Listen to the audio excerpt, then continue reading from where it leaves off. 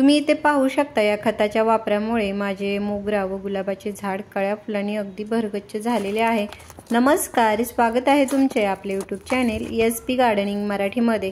आज आपण या व्हिडिओमध्ये मोगरा, गुलाब यासारख्या फुलांच्या झाडाच्या चांगल्या वाढीसाठी भरपूर कळ्या फुले येण्यासाठी आपल्या घरातीलच 2 वस्तूंचा वापर करून खत तयार करून देणार आहोत। तर त्या वस्तू कोणत्या, त्याचा वापर कसा व किती प्रमाणामध्ये करायचा हे आपण पाहणार आहोतच। पण आता उन्हाळ्यात या झाडांची काळजी कशी घ्यायची, झाडाला लागणारा सूर्यप्रकाश, पाणी या सगळ्या विषयीची माहिती देखील पाहणार आहोत। तर त्यासाठी व्हिडिओ कुठेही स्किप न करता शेवटपर्यंत नक्की पहा। आणि जर तुम्ही आपल्या चॅनलवरती नवीन असाल तर व्हिडिओला लाईक व चॅनलला सबस्क्राइब करायला मात्र अजिबात विसरू नका। आपल्या बागेत कुंड्यामध्ये जेव्हा आपण गुलाब, मोगरा यासारखी फुलांची झाडे लावतो तेव्हा त्यांच्या वाढीसाठी भरपूर कळ्या फुले येण्यासाठी आपल्याला बाजारातून कोणती दुसरी विकत खते आणायची आवश्यकता नाही। आपल्या घरामध्येच अशा खूप साऱ्या वस्तू असतात की त्याचा तुम्ही वापर करून खत तयार करून दिलेत तरी देखील झाडावरती भरपूर अशी फुले लागण्यासाठी ही मदत होत असते। झाडांना वाढीसाठी खते देणे जसे आवश्यक आहे तसेच या झाडांच्या वाढीसाठी सूर्यप्रकाश आणि पाणी या दोन्ही गोष्टी देखील योग्य प्रमाणामध्ये मिळणे हे आवश्यक आहे। या फुलांच्या झाडांना भरपूर फुलांसाठी भरपूर सूर्यप्रकाश मिळणे जरी आवश्यक असले तरी आता उन्हाळ्यामध्ये जे दुपारचे कडक ऊन असते त्या उन्हापासून मात्र थोडे संरक्षण करणे हे आवश्यक असते। त्यामुळे ही झाडे लावलेले ज्या कुंड्या आहेत त्या अशा ठिकाणी ठेवायच्या ज्या ठिकाणी यांना सकाळचे 12च्या आतील आणि संध्याकाळी 4 नंतरचे ऊन मिळेल अशा ठिकाणी जर ह्या कुंड्या ठेवल्या तर झाडे चांगली वाढतील आणि भरपूर फुले देखील लागण्यासाठी ही मदत होईल।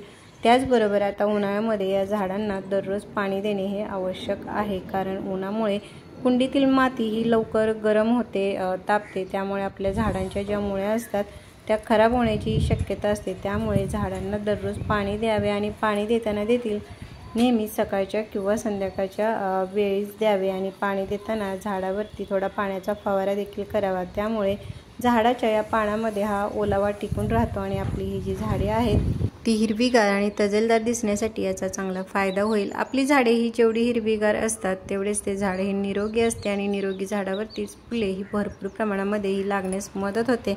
आता आपण या गुलाब आणि मोगऱ्याच्या झाडावरती भरपूर कळ्या फुले येण्यासाठी आपल्या घरातील ज्या वस्तूंचा वापर करणार आहोत त्यातील ही जी पहिली वस्तू आहे ती म्हणजे ही वापरलेली चहा पावडर आहे।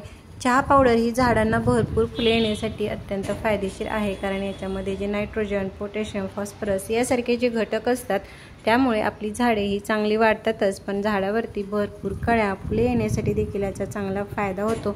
चहा पावडरच्या वापरामुळे झाडाच्या जी फुले आहेत त्यांचा आकार हा मोठा होऊन फुलांचा रंग देखील गडद होण्यासाठी ही मदत होते। मात्र जेव्हा तुम्ही वापरलेली चहा पावडर खत म्हणून वापरता तेव्हा ती नेहमी स्वच्छ धुवून सुकवून नंतरच याचा खत म्हणून हा वापर करायचा आहे। त्यानंतर मी ही जी दुसरी वस्तू घेतलेली आहे ती म्हणजे ही अंड्याची टरफले आहेत। अंड्याची टरफले देखील झाडांना खत म्हणून अतिशय छान काम करतात, कारण अंड्याच्या टरफल्यामध्ये जी पोषक तत्वे असतात त्यामुळे आपल्या झाडांच्या ज्या फांद्या आहेत त्या सुदृढ मजबूत होण्यासाठी याचा उपयोग होतो। झाडावरील फांद्या ह्या जेवढ्या सुदृढ मजबूत असतात तेवढ्याच त्या फांदीवरती कळ्या व फुलेही जास्त प्रमाणामध्येही लागत राहतात। त्यामुळे अंड्याच्या टरफलांचा वापर देखील जरूर करावा।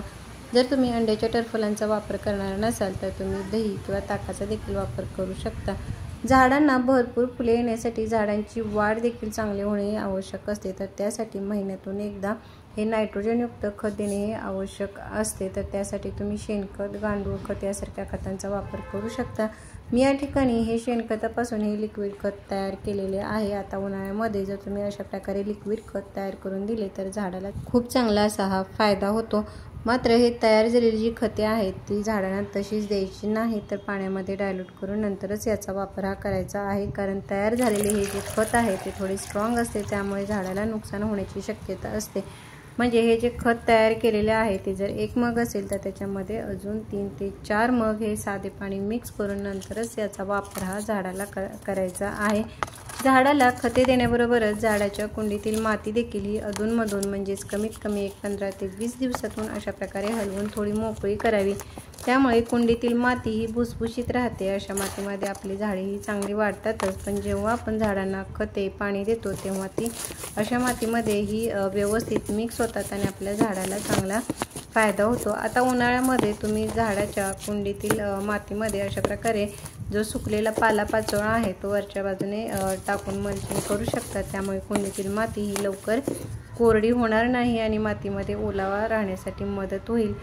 हे जे आपण वापरलेली चहा पावडर घेतलेली आहे ती एका झाडासाठी 1 मुठी आणि जी अंड्याची टरफले आहेत ती 1 मुठी अशा प्रमाणामध्ये तुम्ही एका झाडासाठी खत म्हणून वापरायचे आहे। आणि जे शेणखतापासून लिक्विड खत तयार केलेले आहे ते एका झाडासाठी 1 मग या प्रमाणामध्ये तुम्ही महिन्यातून एकदा ही खते जर तुम्ही गुलाब, मोगरा यासारख्या झाडांना दिली तर झाडे कळ्या व फुलांनी अगदी भरगच्च होऊन जातील। तर कसा वाटला व्हिडिओ मला कमेंट बॉक्समध्ये नक्की सांगा। भेटूयात पुढील व्हिडिओमध्ये, तोपर्यंत बाय।